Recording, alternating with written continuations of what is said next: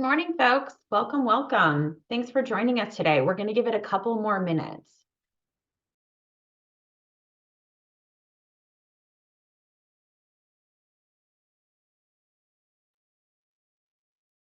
And just a note, we do have American Sign Language interpretation this morning. If you'd like to turn on that feature, you can navigate to the globe at the bottom panel. It will say interpretation. You can click on it, and then you can request American Sign Language, and that should spotlight our interpreter, Celio, for you.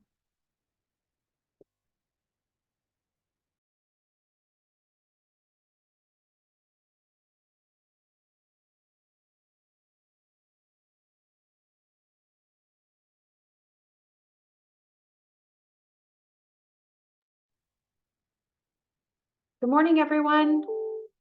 We have our questions on the screen. Today is a second part. Last week we met talking about disabilities in the aging population. We ran out of time for everyone to provide their thoughts and feedback, so we're opening it up today. We've got about an hour. If you want to raise your hand, we'll go ahead and unmute you, and then you're welcome to share thoughts, experiences, feedback, input. We do have 5 questions on the screen, so you're welcome to specifically address those. But we're ready to get started. If someone wants to share something, just raise your hand and we'll unmute you.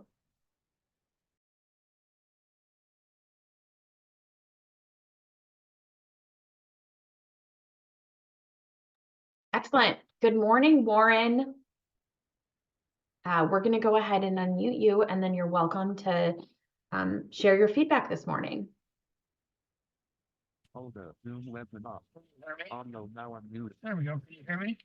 Yep, we can hear you. So I am totally blind. So if you could please read the questions to me, I would appreciate that. Absolutely, Warren. Thanks so much for letting us know what you need. Okay, question 1. Have you ever wanted to live somewhere but could not? What prevented you from living there? Was it related to a disability? Okay. Question 2, and Warren, I'm not sure if I put it in the chat. Is that helpful? Because I'm happy. No, Okay. it is not. So that's why Okay. I'm asking for the questions. Thank you. Sounds good. Okay, question 2. What does your ideal community look like? Does it exist? Okay. What would need to happen for it to become a reality? Okay. Question 3. Those What do you want the government to do to make your community better? Okay. Question 4. What does accessible housing mean to you? What makes housing accessible or inaccessible? Question 5. Have you ever lost your housing because of something related to your disability? What would have helped you keep your housing? Okay, thank you for that. I will try to attempt to answer the questions. So rather than answer each question, I'll just sort of give a overview of my thoughts. In terms of what an accessible, affordable community would be for me and how I would see that, I would like to see integrative, supportive, affordable, and accessible housing everywhere possible. I would like to see a world where all kinds of people with disabilities, different types of people with disabilities needs are met with regard to access and affordability, and through a process of universal design, and through a process of policies, not only statewide, but through local jurisdictions, in terms of how those policies are dealt with. In other words, I think it's important for us to invest in accessible, affordable housing, not just statewide through the state processes, but also in every community throughout the state. And I think that we need to figure out ways to support advocates on the ground to when we engage in, especially in the local spaces where a lot of this housing is dealt with, especially with regard to housing elements, other local policies, different kinds of ordinances. We're dealing with an ordinance here in Alameda County right now around tenant protections. And so, you know, as we engage with these local governments, it's important for us to educate ourselves and be educated by processes, and also to have tools at our fingertips with regard to access and affordability that we can move forward with and support. And I guess the other thing I would say is that in addition to, you know, in an integrated community, I don't think you can separate housing and transportation. So I would like to see a place where we deal with things like sidewalk access, access to curb ramps, other transportation related policies, including land use and transportation and how they relate to each other, and planning along those lines. And again, with the idea that we have that integrative approach. So that's my response. Thank you. Thank you so much, Warren. Just real quick, I'm going to announce again for folks that would like to see the American Sign Language interpreter. How you can navigate to that is the bottom of your Zoom screen. There's a panel. It looks like a globe, and you click on it. And then you can click on American Sign Language, and that should pop up on your screen. Okay, Michelle, you're up next, and I think we're going to unmute you if you'd like to share. Yes. Can you hear me? Yes, I can. Thanks so much, Michelle. Go ahead. Awesome. Thank you. I'm also gonna answer a bit in an overview. My name is Michelle. I work in a nonprofit here in Tulare County, and I'm also a caretaker for my older brother with a disability and my aging mother. So I'm gonna be speaking a bit from both perspectives. Um, my older brother's been struggling with co-occurring diagnosis or dual diagnosis for the past 15 years or so. And housing has always been the biggest issue when trying to get like quality care and stabilizing him. He's been in numerous boarding cares, some transitional homes, sober living homes. He's been like also in and out of jails systems as well. And the most stabilized he has been is when he's with the family. So, and in all honesty, if it wasn't for myself and our income, because he's on SSI, he wouldn't be able to have stable housing and would probably be on the streets right now.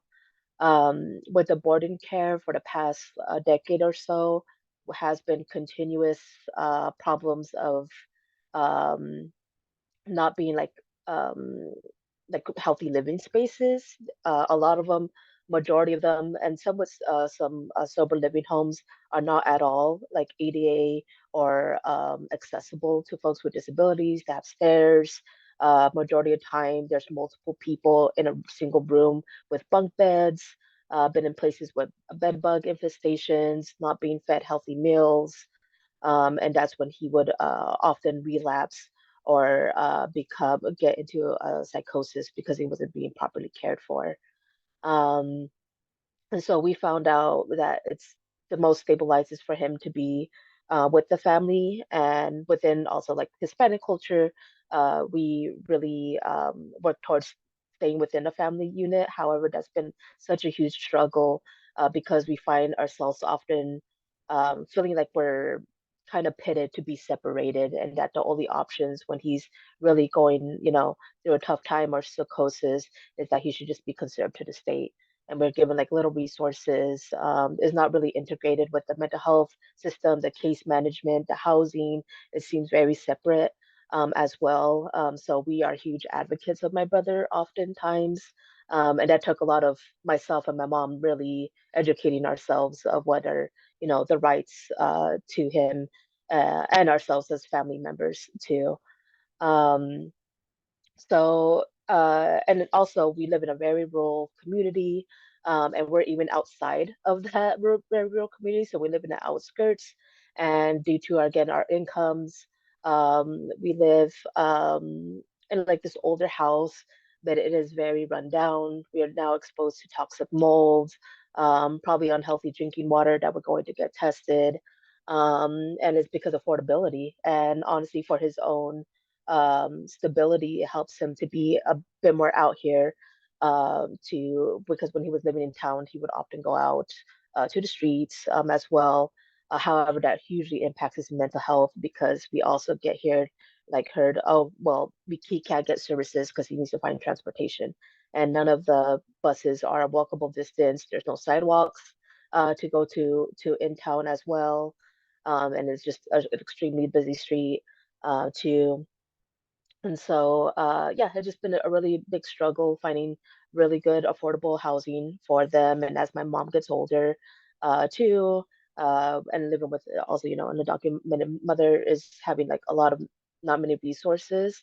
And my mom often tells me, because I'm also the caretaker, like she really wishes she could go in peace, knowing that my brother will be stable. But because the housing is such an issue, she feels she can't find that peace. And being with my brother in the situation and all the different types of like transitional housings and sober livings, we see so many other folks there uh, that have gone through the same situations, but they do not often have family or advocates on their side.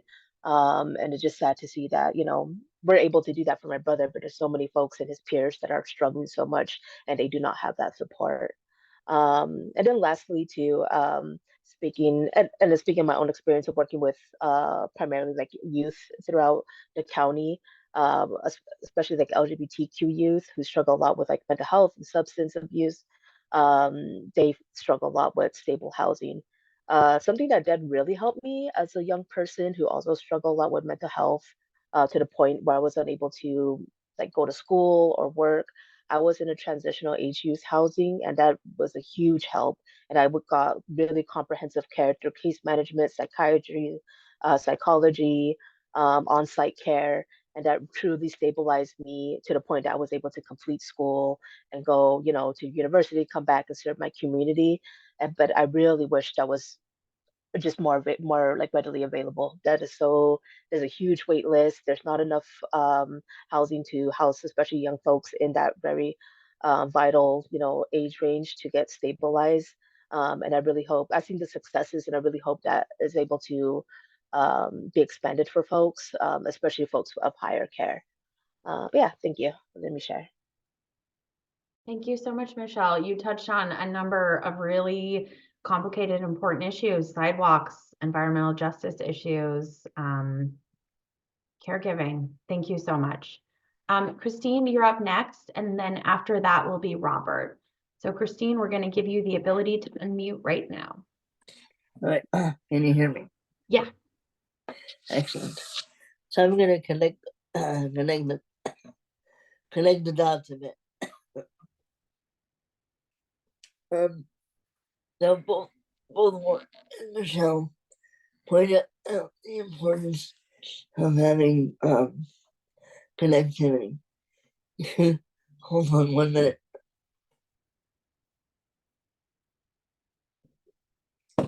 I heard you say hold on 1 minute, so we're happy to hold on.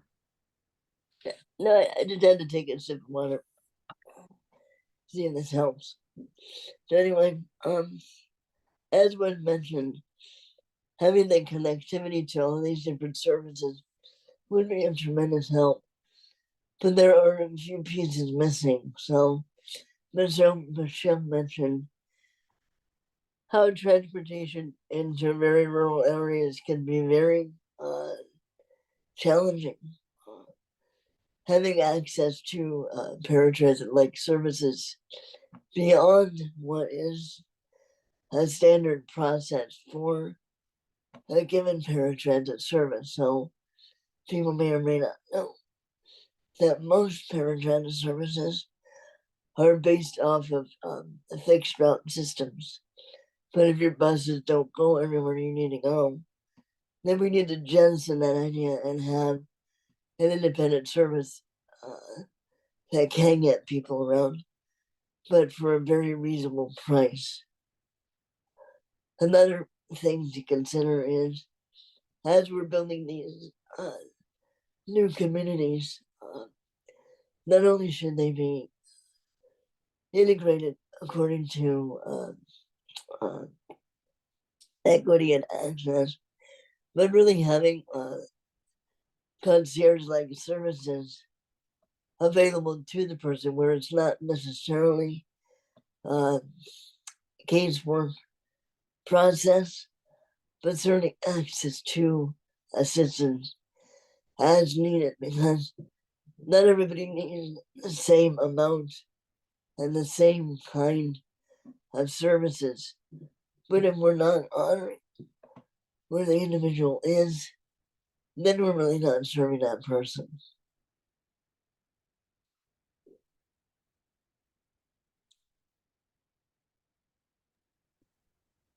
Thank you, Christine. I just want to make sure, was that the end of your comments? Yeah. Okay, thank you so much, Christine. Robert, we're going to unmute you, and then after that will be David, and please let me know if I'm mispronouncing your name. Hello, thanks for inviting us and furthering this. I missed the last meeting because it didn't get into my calendar. I guess from my own experience going through this, I wanted to just kind of share what I went through just in one housing application, and I think it's probably applicable across the board the way it seems to be designed. I'm a 60-year-old white male that was disabled later in life, and trying to figure this out, this whole system. It seems like just for housing, there are too many fiefdoms, there are too many silos. When you're disabled, it's hard enough getting through the day. And from what I finally figured out about this housing system, it's set up, you might find a housing, you might find a place, you've got to go down there, get their packet of stuff, apply to their place, be told all their rules, then get put on a waiting list that could be 2, 3, 4 years later. If you're not 62, you're kind of a minority already. And multiply that by all the other places that may come up earlier. I don't understand why there's not a single standard application. All these places are getting government subsidies to allegedly help out disabled people. I don't understand where there's not a single application that we can all fill out. It says, here's our disability, mine's mobility and some other things. Other people will have blindness, deafness, whatever. Here's our disability, here's our financial stuff, here's put that into a system, and that's available to any place across the state or across the country. To we can say, hey, I want to live in maybe this area, this county, whatever. Let them pull that. Why does the disability system, allocating housing, assuming that we just have all the time in the world to go traveling around the state to dance for each of these individual housing things? It's confusing, and I have some of my brain left.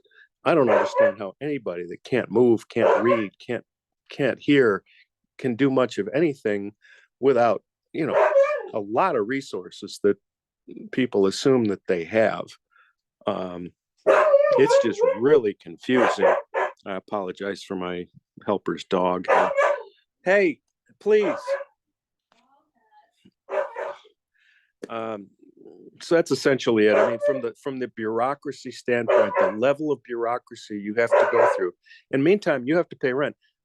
I was paying more than my SSDI just in rent to keep a roof over my head. And I'm no doctor, but it seems like that's traumatic and adding to a mental health load of people to just be worrying about becoming homeless because the system is understocked. I was looking at a place that had asbestos that I would have had to live with, and they wouldn't transfer rooms. They wouldn't acknowledge the asbestos. And it's sort of a seller's market. These places can get Section 8 subsidies beyond the 30% of your income and price these studios at $3,000-$4,000 when in the real world they're not that.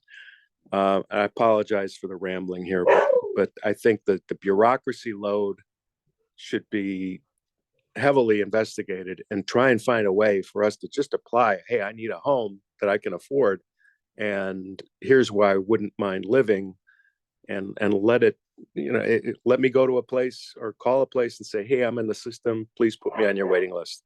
That's what I would have loved. Because I don't have a staff of attorneys to fill out paperwork, follow things up. And I think the seller's attitude of the landlord attitudes of it's a seller's market, take it or leave it. It's very callous, very tough to deal with. And there should be more give and take, especially when they're pretending these are worth market rate when, in my experience, in my perspective, they're subpar units. That's all. Thank you, Robert. I don't know if you noticed, but folks were giving you hearts and kind of appreciating what Oh, thank you all. Thank you all for listening. I'm trying to speak from just personal experience. I don't know how anybody, I have severe ambulation problems. I don't know how anybody can deal with wheelchairs and everything else and try and find their way through the system. It's ridiculous. And put me in charge. I'd simplify it. But I understand there are layers of government too involved in here, and maybe the feds don't let the state, let the government, that's all got to be streamlined, because otherwise we're just playing at the margins here. Thank you all. Thank you so much, Robert. We're going to move on to David, and folks, please raise your hand. We'll kind of get you in the queue and just keep going down. David, you should be unmuted and able to share.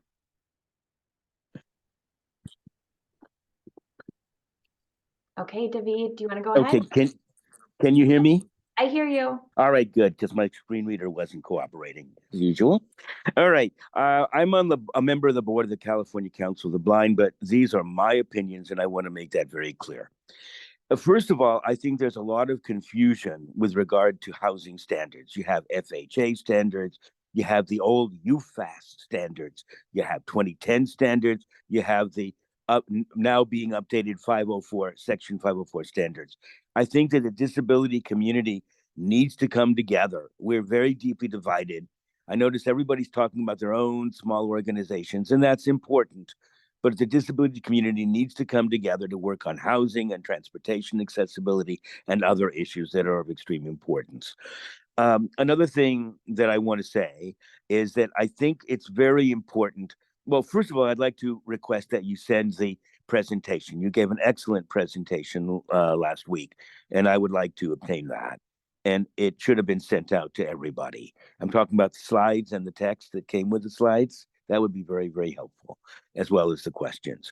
I want to, first of all, give kudos to HCD. I'm not always a big fan of HCD, but you're moving in the right direction. You're holding these listening sessions for all the various populations, and I think that's a very great, wonderful step forward. I'd like to give an extreme example of an accessibility issue that I think needs to be dealt with.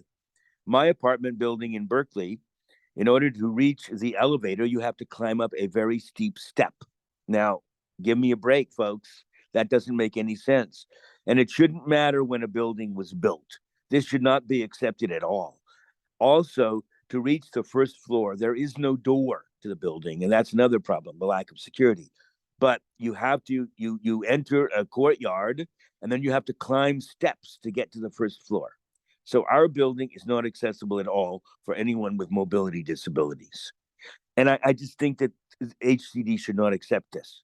This should be something that, the city should get an F on. And even if it's a private building, it should not be accepted by a particular jurisdiction. I'm also concerned about where people want to live.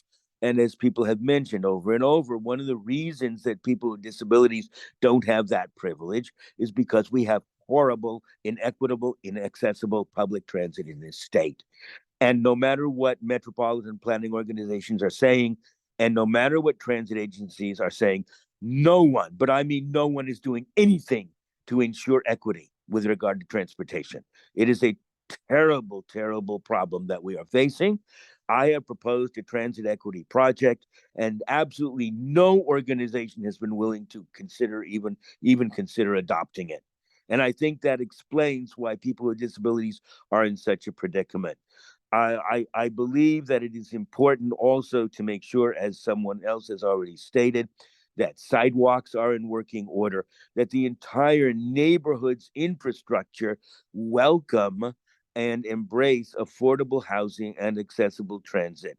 And I think that by bringing these two factors together, we can provide the kind of housing that hopefully will be acceptable for people with disabilities and seniors.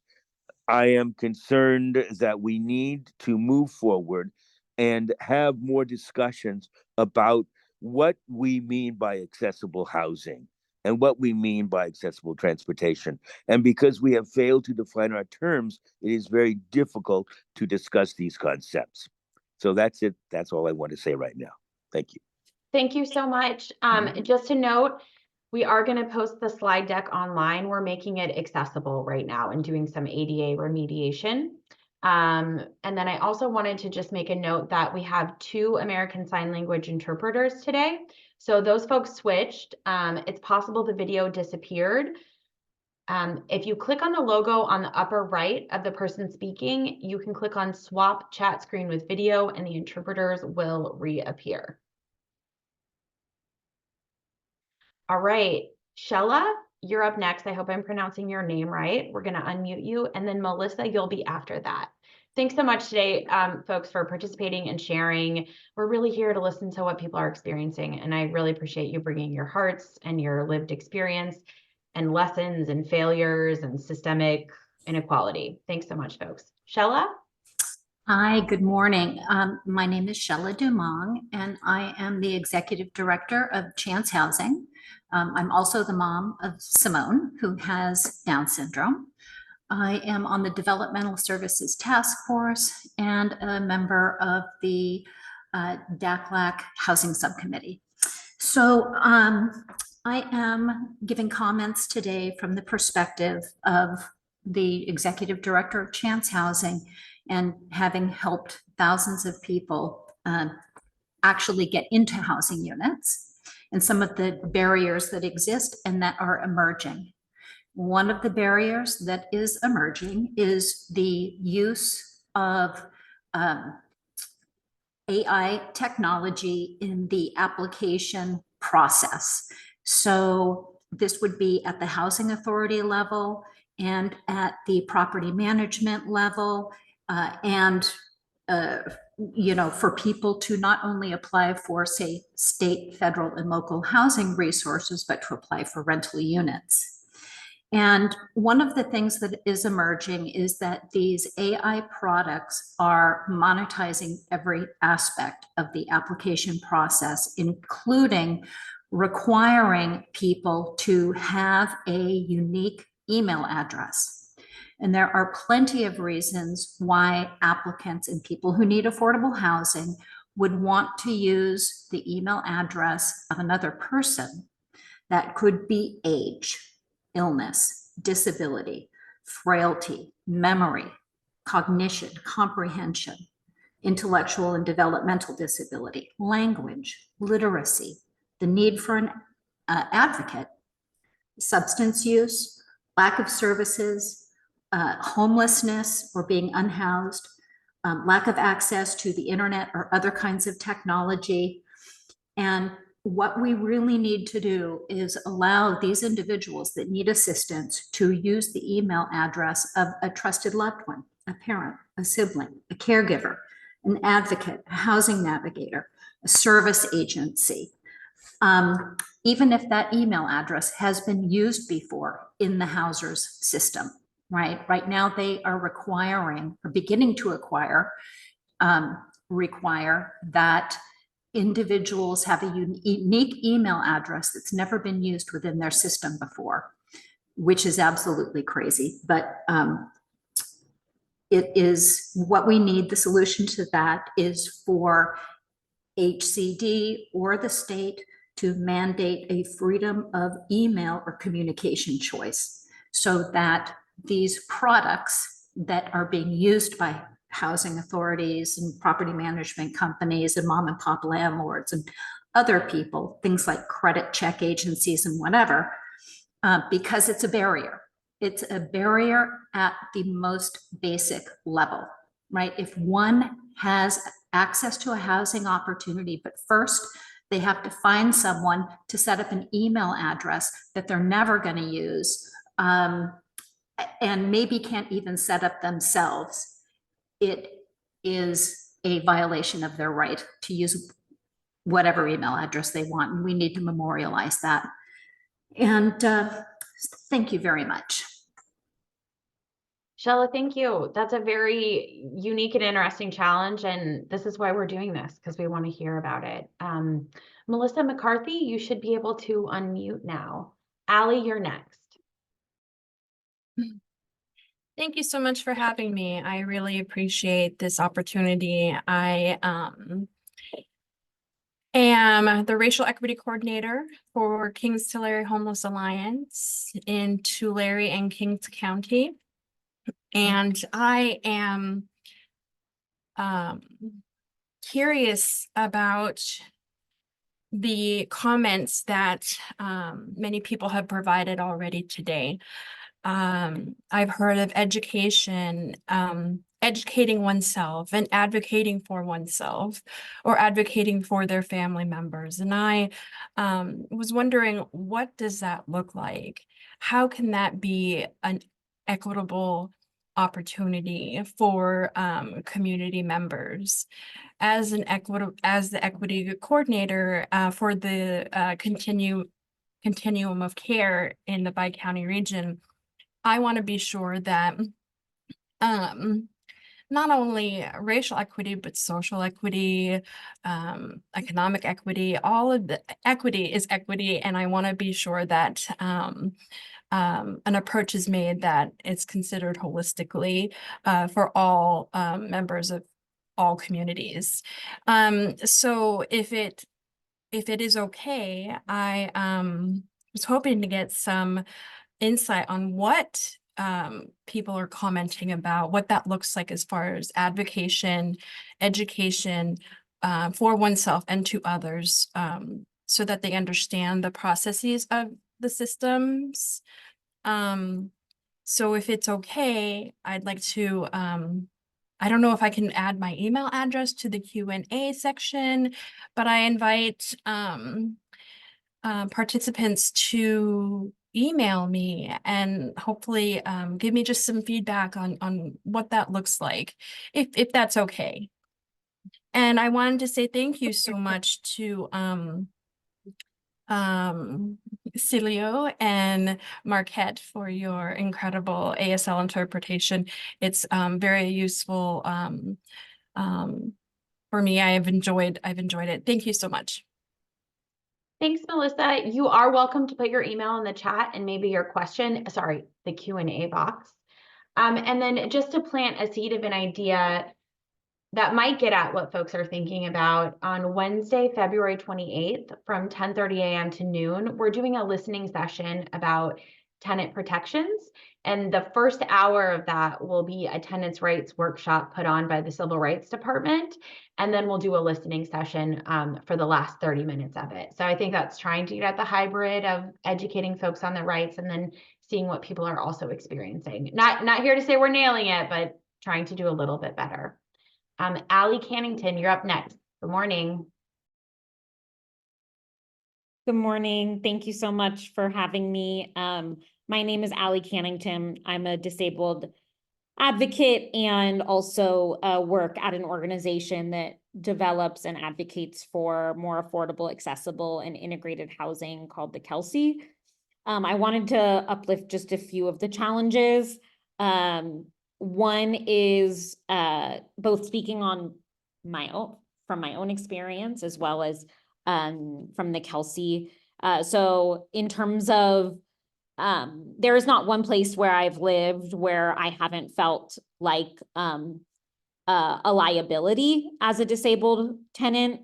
There is so much fear and avoidance from all like housers and property managers that I've come across. When I think about accessibility, I want there to be cross disability access and it not just seen as a physical accessibility issue, but accessibility ranging from all of the diverse access needs that disabled Californians have. Also really want to lift up that accessible housing also means housing where someone who, regardless of their level of support, whether it's 2 hours per week or 24 hours a day, has the right to housing in the communities that they choose with and without disabilities.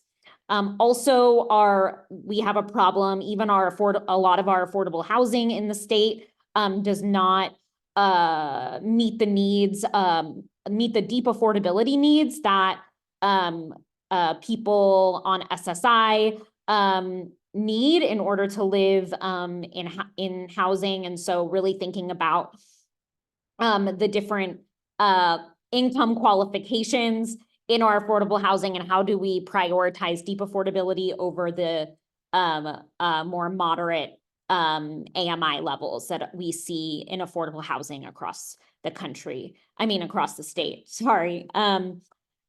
Also the number of barriers that people experience to even applying for affordable housing, let alone moving in. And that connects to a huge gap in what we've seen from resident services. There are too few staff and low wages, and therefore not enough capacity to provide sufficient service coordination and support for people to maintain their housing and live independently in their own homes. We even see in kind of how a houser becomes competitive for funding through HCD, that the little requirement of resident services and coordination does not meet the need, and also sets the staff up for burnout, and yeah, just is where we can do better for everyone. Lastly, I really want the state to consider that some of the housing programs for people with disabilities require that you are already connected to services in order to get a unit. And this presents a barrier to housing, particularly to Black, Brown, and Indigenous disabled people who are at the brunt of the racial disparities embedded in the service systems.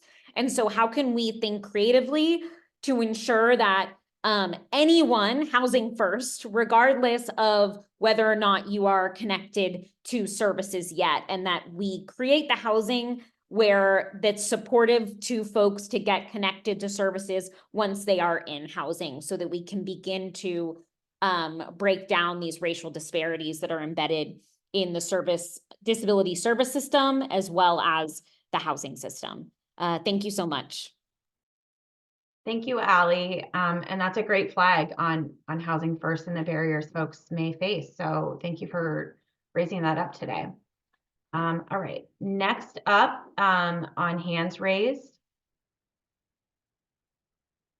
Nida Lopez. I might be saying your name wrong. You should be able to unmute, and then after that will be Christine.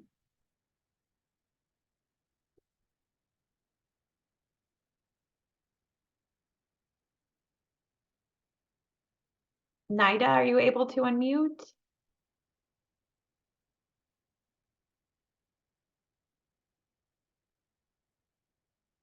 It looks like you're still muted. For the sake of time, I'm going to bounce to Christine, and then we'll go back to you.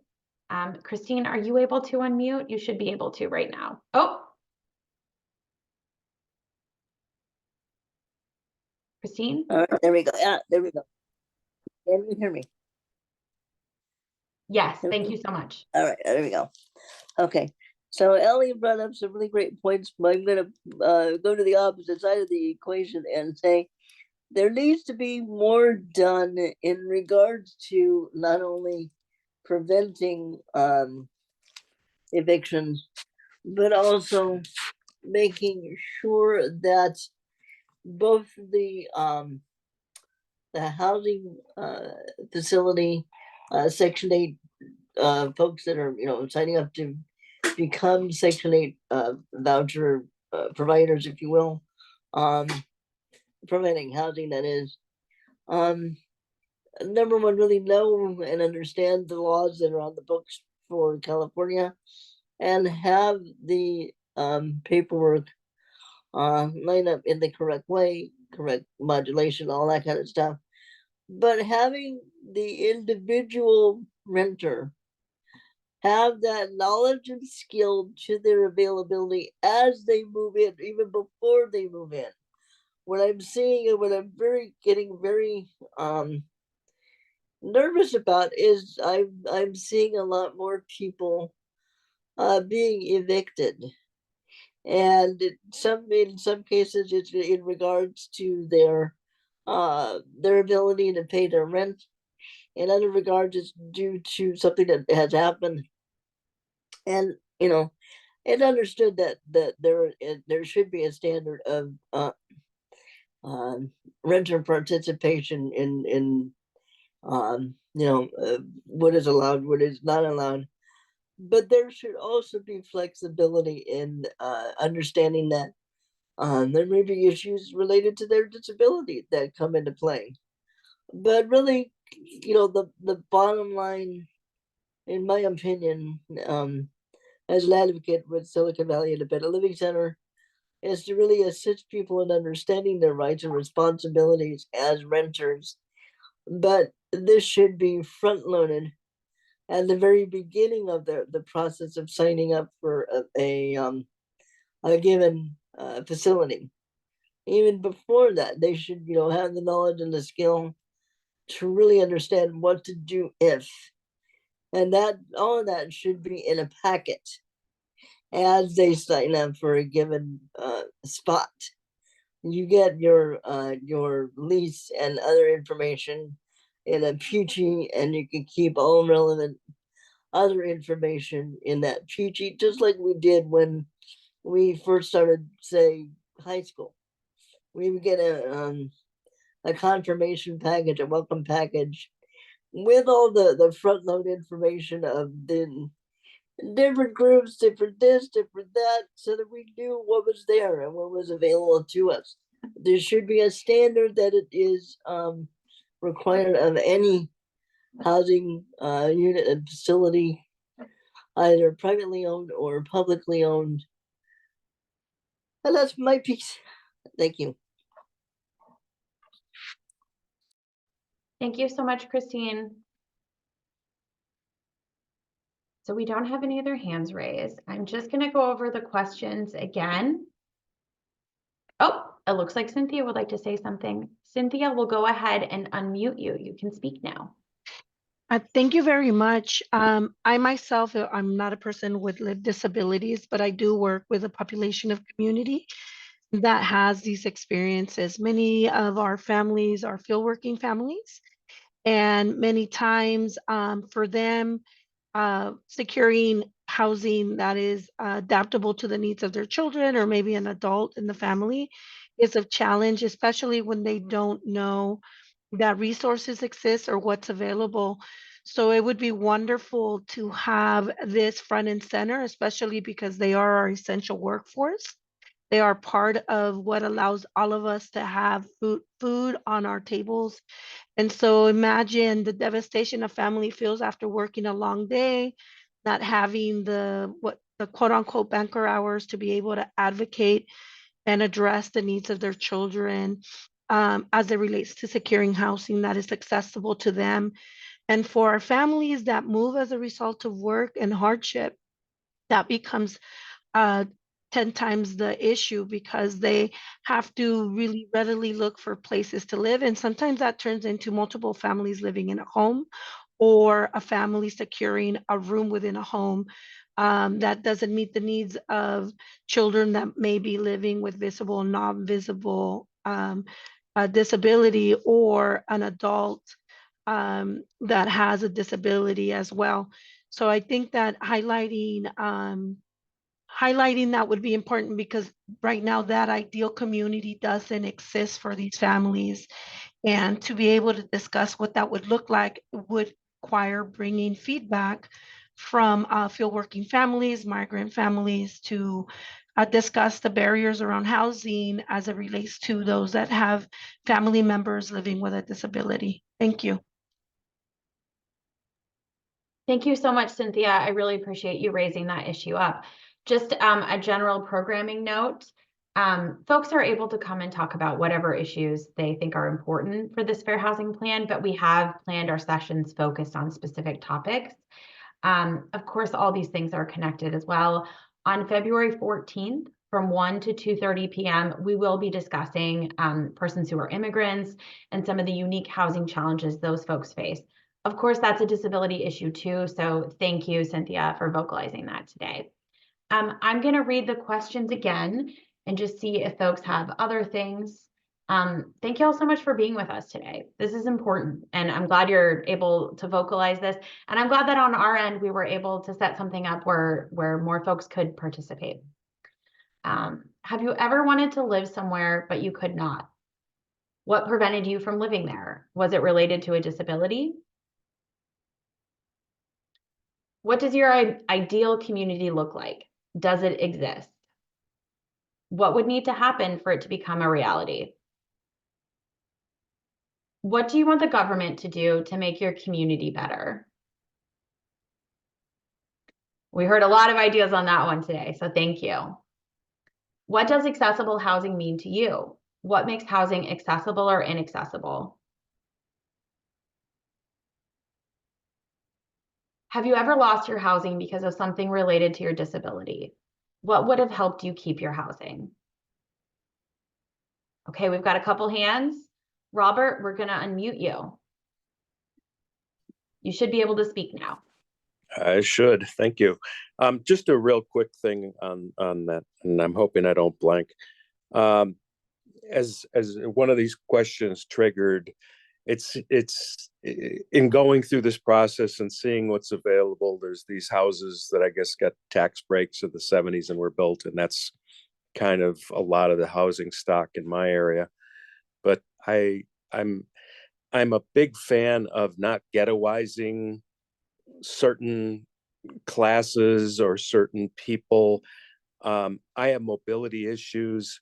I would love to just be able to get a place that's stable and affordable that I can work within and have my neighbors be kids, older people, other disabled people with other disabilities. I really like the community.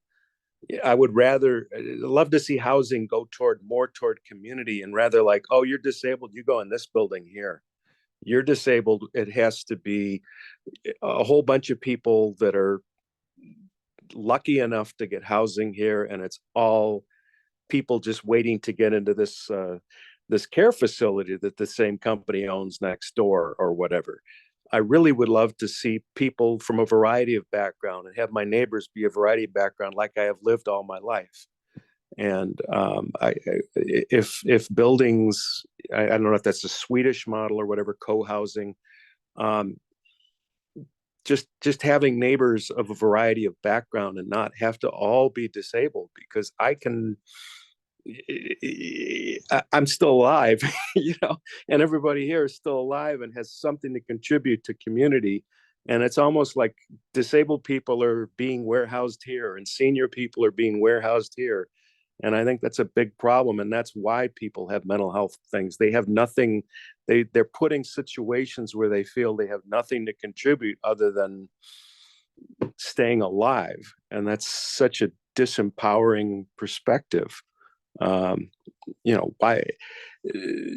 Maybe there's some more creativity that could be put into the system to find ways of not ghettoizing disabled. I'm disabled, but I still have some things I can contribute to society, to my neighborhood, to fellow people. And I would love to see more creative thinking in that direction, rather than that being the most important thing, that I'm disabled. It's just something I deal with, but I still want to live as a normal human being as much as I can without that stigma forcing me to be ghettoized, either or. I hope that makes sense. I'm sorry. Thank you so much, Robert. I hear you asking for community-based living. You mentioned co-housing. You don't know this. I'm a co-housing fan, and it brought me and my family to co-housing because of disability and that angle. So yeah, perhaps some creative problem solving and thinking and new financing models are needed to address this. All right, Warren, we're going to unmute you, and Nicole, you'll be up next. Folks, if you have something to share, we've got about 10 minutes left. So it's a good time to raise your hand. Oh, now I'm Warren. Yeah, it's just when we get done with the testimony, can you please just go over what this process is going to end up doing? Is this going to be something that informs housing elements and other local policies? And when are we looking at recommendations? Because the housing elements are going through their 8-year cycle right now. So I just wanted to get a sense of, when appropriate, what policies is this process going to inform? Thank you. Okay, Warren, I'm just going to take a minute and do that right now so I don't forget. Our PowerPoint slide decks will be posted online after they're made accessible, and they do contain some of this information. It's a 5-year fair housing plan. So this will come out, we're on target for August 30th, 2024. Fair housing plans can do a lot of things. They can have goals for the entire state of California. Of course, we're California Department of Housing and Community Development. So the things that we have the most impact on affecting are our programs or things like housing elements that you mentioned. So we're not entirely sure where the plan is headed. Last time we identified 10 impediments. Good news, bad news, those weren't solved significantly in 5 years, right? These are really entrenched problems. So we're right now planning on keeping those impediments, perhaps adding some more, but some of the emphasis on the federal level, the Biden administration may release a rule this year. They may finalize. They released the rule last year, an affirmatively furthering fair housing rule. And that, when it was proposed, had a lot of metrics. There would be a website where HCD's goals and our recommendations would be posted on at the federal level, and then metrics, perhaps quarterly or annually, how we're doing to meet those. So a lot of the work right now in fair housing is happening around accountability, enforcement, and metrics. And those are things that there's been an emphasis historically on education and training. So this is kind of moving forward with that. This plan could influence housing elements. It's a little bit open right now. So if you have specific ideas, you're welcome to reach out at AI Fair Housing Report at hcd.ca.gov. I'll stick that in the chat box or the Q&A. So we're happy to talk about it if you have specific ideas where you'd like to see HCD implement this. And with that, Nicole, I'm hoping we're going to unmute you and then you can share.